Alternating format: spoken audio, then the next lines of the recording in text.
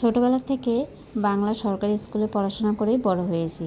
সেই জন্যে কোন দিন রেড ডে কোন দিন ব্লু ডে সেসব আমার কোনো কিছুই জানা ছিল না।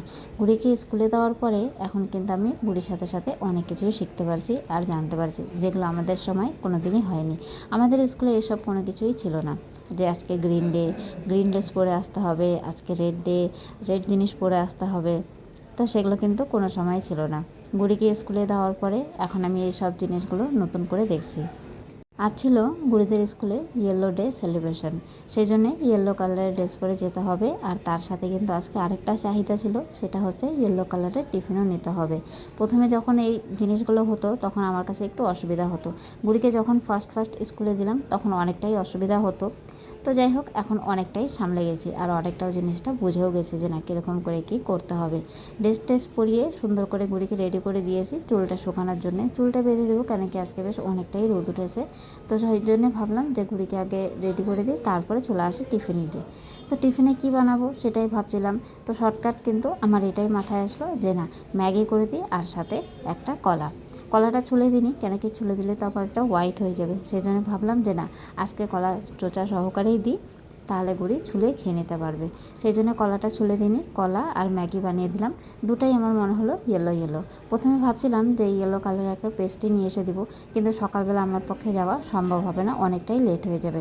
সেই জন্য আর ওই রিস্কটা নিলাম না। যেইটা আমার সহজ মনে হলো ঠিক সেটাই করে দিলাম, আর এটাই আমার সহজে মনে পড়লো।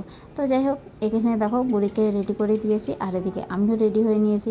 গুড়ির জন্য ম্যাগি করে দিয়েছিলাম আর এখানে কিছু ম্যাগি বেঁচেও গেছিলো। গুড়িকে বললাম যে খাবি, ও খেতেই চাচ্ছে না, ও খাবেই না। তো ভাবলাম যে ঠিক আছে চলো আমিই খেয়ে নিই। তো চা এখনও খাওয়া হয়নি, এসে তারপরে চা খাবো, তো শুধু ম্যাগিটা খেয়ে নিলাম।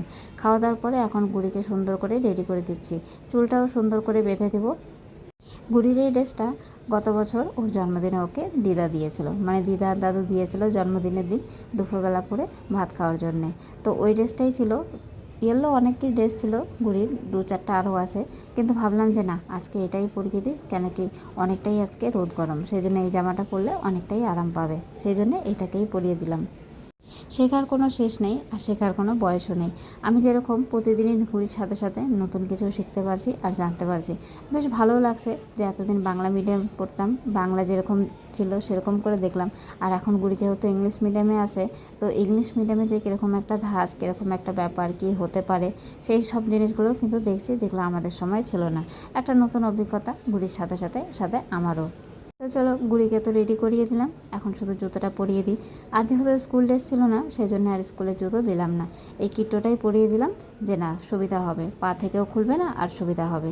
সেই জন্য এটাকেই পরিয়ে দিলাম। আর গুড়ি দেখো এদিকে একদম রেডি। গুড়িকে কেমন লাগছে কমেন্টে জানিও।